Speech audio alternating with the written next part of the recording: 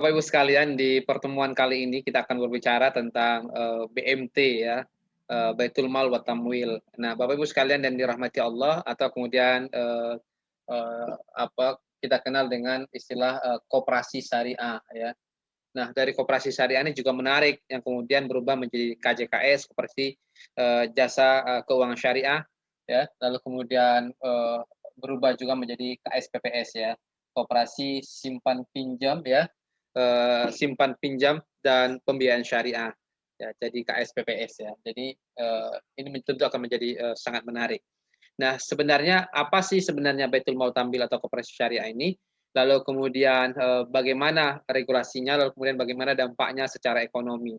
Nah, Bapak Ibu sekalian yang dirahmati Allah, kita akan bicara terlebih dahulu apa ini adalah yang dimaksudkan dengan BMT. Nah, bagi Bapak Ibu yang sudah pernah belajar tentang ekonomi syariah DS1, mungkin sudah tidak asing dengan istilah BMT ini. Nah, BMT atau dikenal dengan Baitul Mal ya. Baitul Mal istilahnya berasal dari bait wal mal. Bait itu adalah rumah, mal itu adalah harta. Berarti rumah harta. Itu artinya bahwa di masa Rasulullah memang kita mengenal ada Baitul Mal. Tapi Baitul Mal yang dimaksudkan di lembaga keuangan syariah ini bukanlah Baitul Mal di masa Rasulullah yang berfungsi sebagai APBN di mana dia menerima pendapatan negara berasal dari zakat, kharat, jizyah dan PAI dan berbagai macamnya. Lalu kemudian diperuntukkan untuk kebutuhan, ibaratnya fungsinya hampir mirip dengan APBN. Tapi yang dimaksudkan dengan Baitul Mal di sini adalah merupakan lembaga keuangan yang usaha pokoknya adalah menerima dan menyalurkan dana umat Islam yang bersifat non komersial.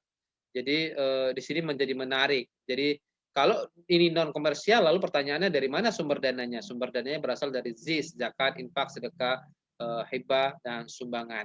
Nah, Bapak Ibu sekalian yang dirahmati Allah, jadi inilah Baitul Mal itu.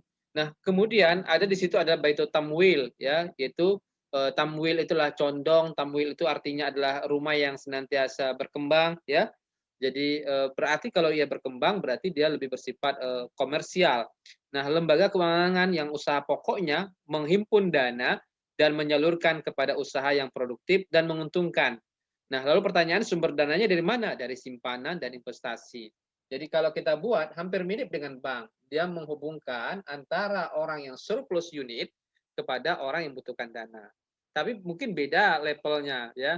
Di atasnya BMT, kita ingat ada namanya BPRS, Bank Pembiayaan Rakyat Syariah. Lalu di atasnya lagi yang modalnya akan lebih besar, pembiayaannya adalah bank syariah. Nah, tentu ini adalah di level yang mikro yang sangat kecil dan level kooperasi. Bapak Ibu sekalian yang dirahmati Allah, kalau kita buat seperti skema misalnya, ya seperti inilah kira-kira. Di sini adalah fungsinya ada Baitul Mal di sini, fungsinya adalah tujuannya adalah sosial. Sosial berarti dia tidak mendapatkan keuntungan dari ini. Kalau dia sosial, pertanyaannya dari mana, gitu kan? Pengolahannya adalah penerimaan dana ZIS, zakat, infak, sedekah, lalu kemudian pengolahannya penerimaannya dan penyalurannya dana bersifat bernama Qardul Hasan. Jadi ada satu produk namanya Qardul Hasan dan itu terinspirasi dari ayat Al-Qur'an, man zalladzi yuqridullah qardan hasanan, barang siapa memberikan pinjaman kepada manusia dengan pinjaman cuma-cuma, maka Allah lah yang akan membalasnya. Kalau manusia mungkin balas 7% hasil 7% per tahun deposito itu dibagi 12 bulan ekuivalen dengan 0,5%, maka Allah akan membalasnya berlipat ganda. Di sini menariknya kira-kira. Nah, biasanya kalau dia biasanya bank hanya mau memberi pembiayaan bagi orang yang punya pengalaman 2 tahun usaha jalan, baru kemudian dia memberikan pembiayaan. Nah, lalu pertanyaannya bagaimana siapa yang akan memberikan pembiayaan bagi orang misalnya ya dia baru mulai usaha. Nah, kan bingung kan? Ya, mau tidak mau tentu dia akan lari ke rentenir, dia akan lari kepada yang lainnya. Nah, oleh karena itu Baitul Mal menjadi sangat penting sekali ya, sehingga dia bisa mendapatkan pembiayaan bernama Qardul Hasan cuma-cuma. Mungkin dia bayar biaya administrasinya saja atau apa kira-kira di situ. Lalu kemudian kalau dia berhasil baru kemudian biasanya dipindahkan dipindahkan produknya, dipindahkan akadnya dari akad tabarru menjadi akad mudharabah misalnya. Ya, oh karena Anda berhasil, maka Anda kemudian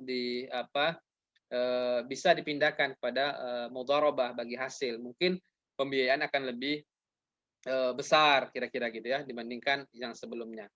Lalu kalau rugi gimana? Ya dana sosial, ya kan? Tapi tentu jangan sampai kemudian niatnya adalah untuk kemudian gagal, jangan ya kira-kira gitu. Lalu kemudian ada baitul tamwil, fungsinya komersial. Jadi bagaimana ya? Hampir mirip lah dengan fungsi bank ya. Tapi mungkin skalanya saja yang akan berbeda. Kalau koperasi mungkin skalanya lebih mikro, yang kalau bank tentu akan besar. Nah ini tentu menjadi problem juga ketika merger 3 bank syariah, lalu kemudian apakah dia harus bermain juga di mikro? Nah ini tentu menjadi problem ya kan. Di Betul. satu sisi publik, masyarakat, dan presiden juga mengamanahkan harus tetap konsen di mikro, tapi kemudian dia sudah besar. Nah ini tentu problem. Nah Bapak Ibu sekalian yang dirahmati Allah, nah kalau kita pelajari kira-kira, nah di sini ada dua tadi kan, baitul malnya lebih pada ta'awun, misalnya tolong menolong, kira-kira gitu. Lalu baitul tamwilnya adalah lebih pada tijari. Nah, kalau kita perhatikan banyak sekali cakupannya sampai ribuan di setiap-tiap daerah sudah ada BMT. Nah, kalau kita lihat bagaimana dari sisi perputaran mekanismenya mirip, tidak beda dengan perbankan. Di satu sisi dia menghimpun dana ya, lalu kemudian menyalurkan dana pada masyarakat, dia juga mendapatkan bagi hasil, ada margin, ada dan berbagai macamnya. Nah, saya pikir hampir mirip lah kira-kira dengan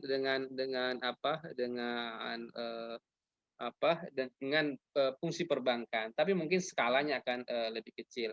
Nah, oke, itu BMT. Nah, sekarang dari BMT, dari koperasi syariah itu, ya, kemudian dia berubah menjadi namanya apa, Bapak Ibu sekalian? Berubah namanya menjadi KJKS, ya, Koperasi Jasa Keuangan Syariah. Tapi sebelum sampai ke sana, kita kenal juga di Muhammadiyah ada namanya Baitul Tamyiz misalnya Muhammadiyah, ya. Jadi tapi persoalannya tapi ada juga cuma Baitul Tamwilnya saja ya.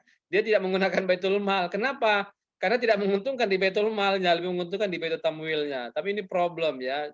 Semestinya harus yakinlah ya perpaduan antara bisnis dengan sosial bagi saya. Bapak Ibu sekalian yang dirahmati Allah.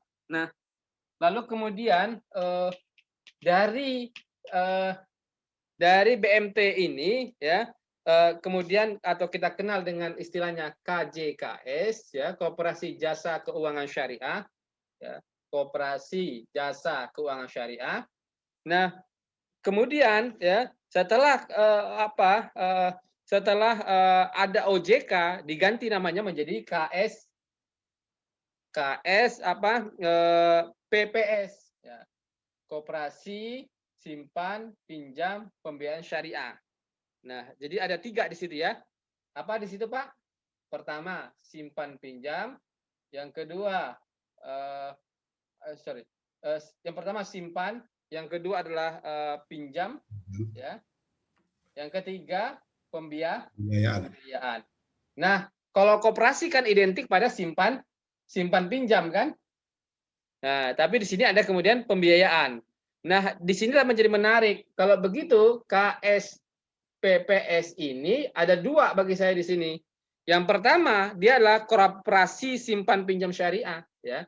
Dia merupakan koperasi simpan ya pinjam syariah. Tapi di sisi lain dia merupakan koperasi pembiayaan syariah. Nah, di sini menarik ya. Koperasi pembiayaan syariah. Nah, kalau kita bicara tentang koperasi syariah, ya, berarti dia berada di mana Bapak Ibu sekalian? Dasar hukumnya apa ini kalau begitu dasar hukumnya? Dasar hukumnya adalah KSPPS ini adalah Undang-Undang ya nomor 25 ya tahun 1992 ya. Tentang apa? Tentang perkoperasian. Lalu apa lagi dasar hukumnya? Permenkop ya. Jadi dasar hukumnya adalah Permenkop. Nah, Permenkop. Permenkop berapa? Ya. Permenkop nomor 14. Nomor 14 tahun 2015. Nah, tentang apa Pak Hendra ini? Tentang pedoman usaha akuntansi usaha simpan pinjam. Ya. Lalu kemudian ada Permen Koperasi 2019. Nah, ada banyak ya kira-kira gitu. Tapi satu hal yang menarik bagi saya adalah kalau begitu ya, koperasi ini ada dua ya kan, koperasi simpan pinjam syariah dan koperasi pembiayaan syariah. Maka di sini badan hukumnya apa, Pak? Badan hukumnya adalah badan hukum koperasi. Di sini dia menjadi apa? Menjadi LK koperasi apa? Koperasi LKMS, Lembaga Keuangan Mikro Syariah. Sampai sana bisa mengikuti? Berarti bagi dua nih ya. Di sini badan hukumnya koperasi, ya. Izinnya di mana? Kementerian Koperasi. Nah, ada POJK nomor 13. Kalau yang apa tadi? Kalau yang satu ini berarti izinnya kemana, Pak? Izinnya ke OJK. Nah, berarti badan hukumnya koperasi atau PT gitu ya. Nah, di sini. Di sini menjadi menarik. Karena apa? Karena dia merupakan usaha jasa keuangan. Kalau usaha jasa keuangan setelah ada OJK, dia berada di bawah OJK. Kira-kira pilih mana Pak Aziz? Enak di mana? Di bawah OJK atau di bawah Kementerian Koperasi? Hah? Mana yang lebih enak? Nah ini selalu bertanya, ya kan? Ada positif dan negatifnya. Nah, kalau di bawah OJK, positifnya adalah diawasi ketat, ya. Jadi nasabahnya dananya tenang, gitu kan. Nah, kalau di bawah koperasi, ya dari sisi pengawasannya ini yang tidak terlalu seketat di OJK. Nah, kira-kira. Nah, wajar kalau kemudian kalau Pak Aziz cari-cari literasinya bingung dia.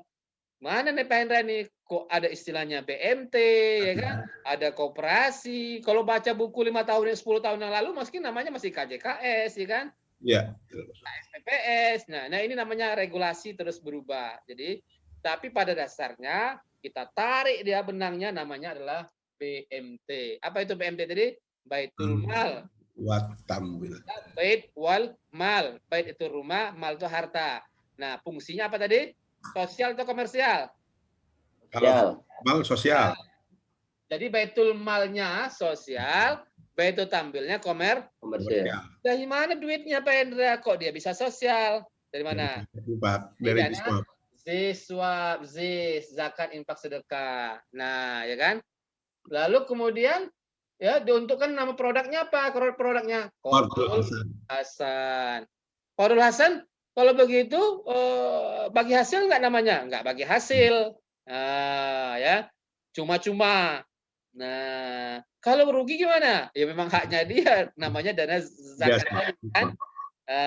Ya kan kalau rugi memang haknya mereka, salah satunya qorimin dan berbagai macamnya. Nah, kalau mereka untung berhasil gimana caranya? Pindah ke produk baru, produk namanya produk mudharabah. Dah kita mudharabah deh. Ya, kita bagi hasil. Nah ini kalau tanyakan oleh Ustadz Ahmad Fadlon tadi, di mana Pak Hendra rentenirnya? Ya, dengan begini kan sistemnya saling menguntungkan, ya kan. Nah, jadi saya pikir itu ya. Jadi dari perubahan dari BMT atau dikenal awalnya adalah koperasi syariah, lalu kemudian berubah menjadi KJKS, koperasi jasa keuangan syariah, lalu berubah juga menjadi koperasi simpan pinjam dan pembiayaan syariah. Nah, kita belahlah dia menjadi dua. Yang pertama dia merupakan berbadan hukum koperasi, yang kedua dia merupakan berada di bawah OJK atau kita kenal dengan Lembaga Keuangan Mikro Syariah. Meskipun sampai hari ini kita belum punya undang-undang khusus tentang koperasi syariah dan lembaga keuangan mikro syariah ini. Nah, jadi saya pikir itu. Lalu apa dampak ekonominya Pak Hendra? Wah, dampaknya luar biasa. Ya, coba bayangin ya, orang abang-abang ya, pedagang-pedagang kecil itu kalau mereka terbantu dari sisi modal ya, Masya Allah luar biasa. Mereka tidak perlu ke rentenir yang pinjam 100.000 dikasih 80.000 atau 90.000. Lalu bunganya bayangin bayar berapa ya, jadi kasihan kadang-kadang. Nah, saya pikir ini merupakan idenya teman-teman seperti almarhum Pak Aziz Amin Aziz ya almarhum. Nah, ini hari ini pemakalan kita Pak Aziz. Ya, jadi pegiat pejuang BMT ini namanya Pak almarhum Amin Aziz ya. Itu Masya Allah luar biasa yang sekarang membuat BMT dan teman-teman ICMI ya pada saat itu yang membuat hari ini BMT bisa kita jumpai di mana-mana.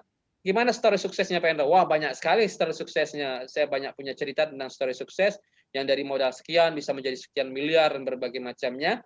Bahkan tidak mau berubah menjadi menjadi BPRS. Karena kenapa mereka tidak mau berubah menjadi BPRS? Karena kalau berubah menjadi BPRS, mereka tidak bisa memberikan pembiayaan pada yang kecil-kecil gini. Nah, itu juga tadi PR kita kan, ketika merger 3 bank. Tentu modalnya besar, tentu pembiayaan diberikan juga kepada pembiayaan yang besar. Meskipun tuntutan publik mengatakan karena ini bank syariah, kira-kira dia harus tetap kembali pada hitonya adalah banknya wong cilik, kira-kira gitu. Nah, tentu ini menjadi problem ya. Tentu kita berharap ini tentu menjadi satu hal yang apa ya, yang terus berkembang. Lalu kalau kita lihat landscape-nya keuangan syariah misalnya, nah di sini Bapak Ibu bisa perhatikan misalnya bagaimana kemudian ini ada misalnya. Nah, ini bisa kita lihat kan, pada dasarnya di sini ada koperasi ya kan. Jadi ada apa koperasi dan berbagai macamnya, dan itu tentu akan menjadi sangat menarik bagi saya dalam perkembangan keuangan syariah di Indonesia. Nah, saya pikir itu ya Bapak Ibu sekalian ya. Jadi jelas sekali dari mana berasalnya istilah ini, lalu bagaimana perkembangannya di hari ini. Nah, kalau kita lihat ya wajar kalau kemudian dia tidak termasuk, mungkin dia masuk pada IKNB ya, industri keuangan non bank syariah ya. Jadi saya pikir itu ya. Silakan jika ada yang ingin kita diskusikan lebih lanjut. Silakan.